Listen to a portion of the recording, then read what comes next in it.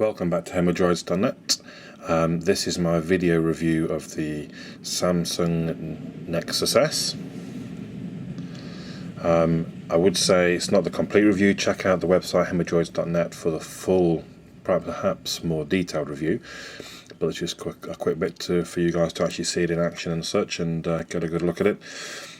One of the first things people often moan about Samsung, they say it's cheap build quality, etc., etc. I love the design, the build of this. So I mean, look at that screen when it's off. Don't know how well you can see on the video. You can hardly see where the actual screen is, as opposed to the bezel. And even when it's on, the Super AMOLED is so good. Again, you can hardly tell where the screen ends and the phone starts. You see the buttons light up when it's on, turn it off, they vanish. It's just a fantastic looking phone. The sort of gloss shiny effect carries on around the back. It is a little slippy, you could say, and I was just looking today at some people who've managed to just spray the back casing with a rubberized spray. So it is quite plasticky, but I don't mind that. I like the feel of it. I think the build quality is actually very good. When it's on and it's in place, there's no creaking, there's no, HTC phone. People talk about HTC build quality, but the Desire HD had a lot of issues, and it did creak and crack if you. All you can hear is my fingerprints kind of mashing around on the screen. Now the screen, that's something else as well. So okay, let's give it a quick wipe there, but it's got this olivophobic coating or whatever they call it. I think it does a fantastic job. Normally I order the anti-glare screen protector straight away because I hate this sort of greasy build-up you get with fingers, but it just doesn't look. I've got quite greasy hands at the moment, and it hardly does anything. And when you do get a slight build-up, a quick wipe generally, that's fantastic. Now the screen is slightly curved, and you do feel, if I run my finger down it, I can feel it at both ends. The screen itself isn't curved, the glass on the front is. That with the sort of reverse lip, the reverse chin at the bottom, makes it quite a sort of interesting. I like it. It fits well in your hand. It's a good size all around. It does have a front-facing camera, as you can see. The buttons I find better than the Galaxy S.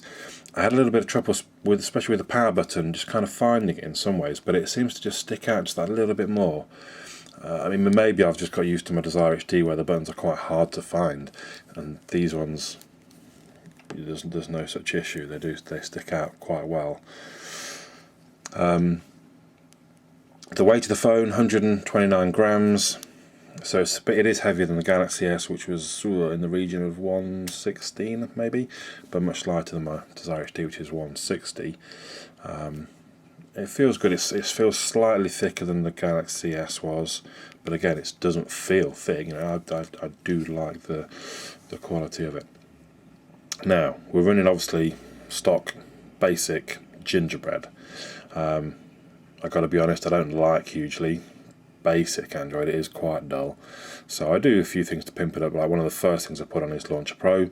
So sorry, you're not seeing stock basic Android right now, but I assume you guys know what it is. You see some of the differences. The icons at the top, they've gone kind of green, and I think they're a bit smaller than normally are, but don't hold me to that. It generally is very fast and nippy. It's got the 1 GHz Hummingbird A8 Cortex processor. Benchmarking wise, it doesn't quite clock up to some of the other big boys like the Desire HD. And Quadrant doesn't even run properly, so you can't really trust the score that you get with that, which is up over 2000. But the main thing is in the use, and it does feel. So you saw a little bit of lag there.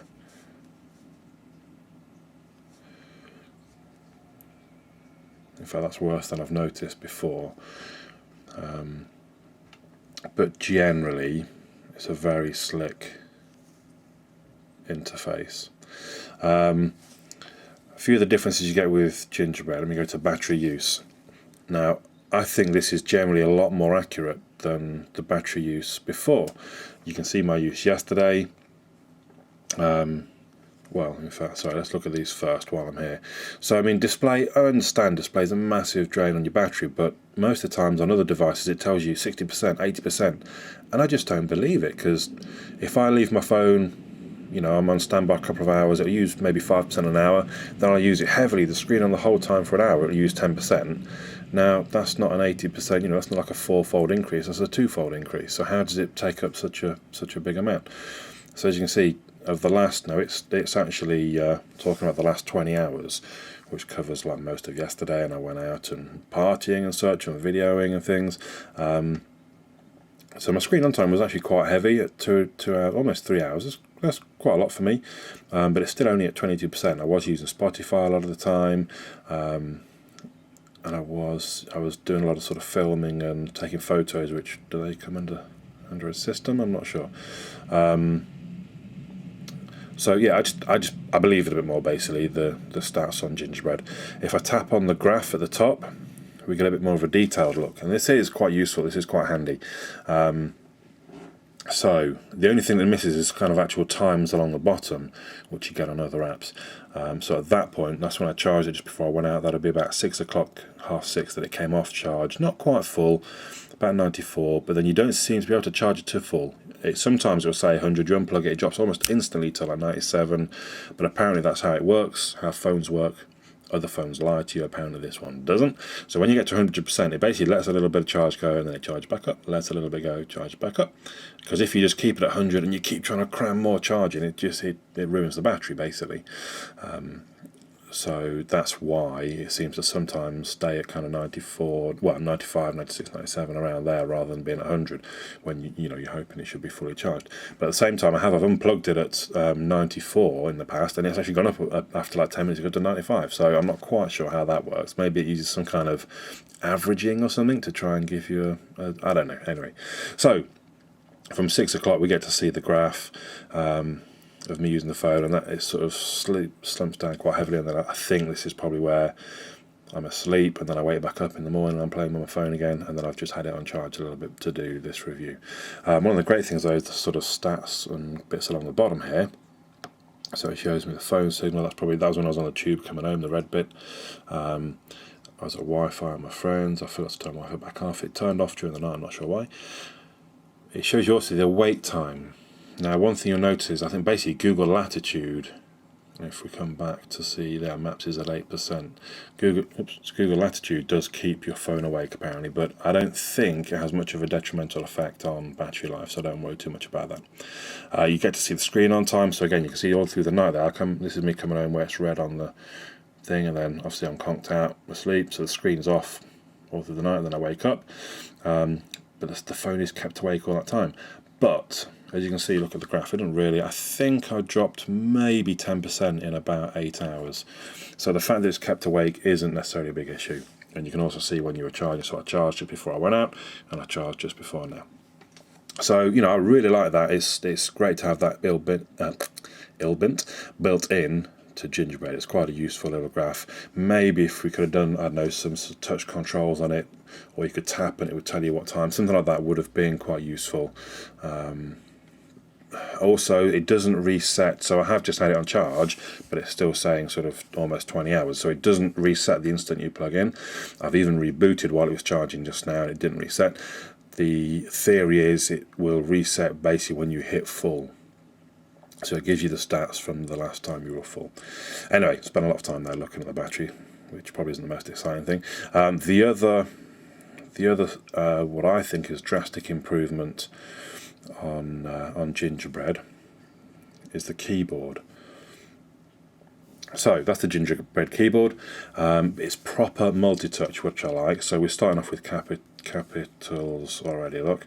And then if I want to, I don't know if I'm going to put my name, Andy, if I want to do a number, I can just hold down. I don't know if you can see that. You can hold down, type, let go, and it comes back. Same with the, Same with the shift key. You hold down, let go, and it comes back. So that's great when you're putting passwords in.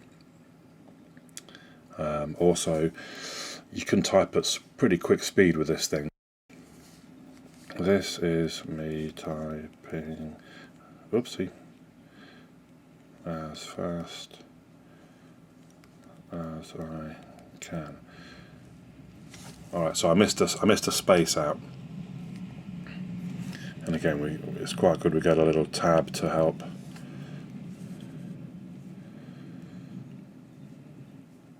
Pretty fat. Oops. Again, so it's just very good at correcting errors. Sorry, I don't know how well you can see that. You can pretty much just mash. Okay, mash is not a very common word. In the area of the key oh, I think I missed one. Yeah. So I did make a mistake there. Key you need, and it works out the word you want. I mean, that is pretty quick. So the keyboard I love, that's a big draw. You can install on other Android phones. There is an APK out there, but it didn't work on my Desire HD. And just how quickly you can type and how accurate it is. So I use swipe generally, but I find every third or fourth word I do have to go back and correct, and it's kind of annoying. But I mean, you can just, you just saw it. You can mash away on the keypad there. How do I discard? You can just mash around the keypad, and it does a fantastic job. I presume that's why they bought Blind Type a few months. I think it's called Blind Type. A few months back, so they could basically produce that keyboard, and I think it's a fantastic keyboard. Anyway, I should move on. This review is already taking far too long. So, Super AMOLED screen, like the Galaxy S, awesome screen. The processor I've already mentioned. Memory, there's no SD card slot, which is kind of annoying, but you do get 16 gig built in. I know a lot of people are whinging, oh, there's no SD card slot. How many of those people own a 32 gig micro SD card? That's what I'd like to know, because I'll bet they've all got 16 gig micro SD cards anyway. Well, it's built in, don't worry about it. The speaker's worth a mention as well, so I'll give you a quick demo of that. You know the old sugar daddies, they be tricking, they tell them girls. I said you can have whatever you like. I said you can have whatever you like. Yeah, that's right, so now, you're not going to hold any parties using that speaker, but that's more than enough. And I